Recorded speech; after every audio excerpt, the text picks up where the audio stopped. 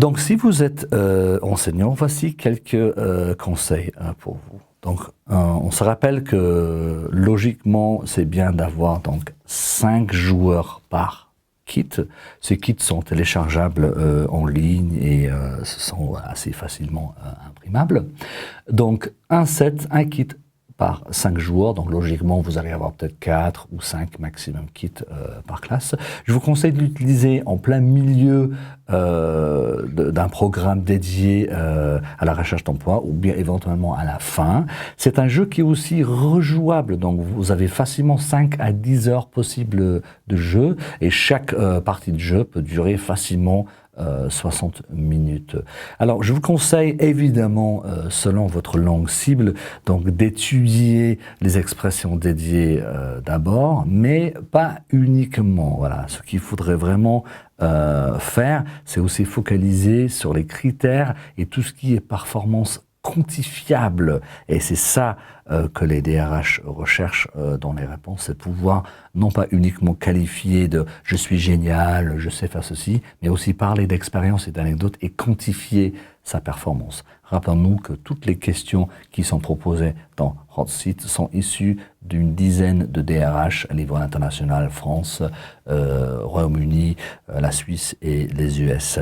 Votre rôle en tant qu'enseignant, c'est tout simplement observer la classe, prendre des notes, guider et intervenir si nécessaire pour qu'en fin de séance, vous puissiez donner un feedback à vos étudiants sur le fond et aussi la forme, et aussi donner la parole aux étudiants en mode débrief à la fin de la séance.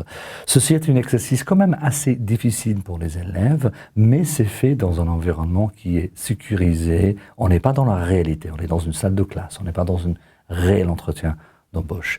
Et rappelons-nous que même des questions d'entretien d'embauche dans votre langue maternelle, c'est difficile, d'accord? Donc il faut bien encourager les étudiants. En tant qu'enseignant, quelque chose d'intéressant pour vous, c'est que vous pouvez aussi customiser ce jeu en utilisant les mêmes accessoires, mais en adaptant les critères pour d'autres activités langagières. Par exemple, imaginons ce jeu, qui est un jeu sur les entretiens d'embauche, on va faire de ce jeu-là un jeu sur l'opinion et comment défendre ses idées. Donc, qu'est-ce que je vais faire?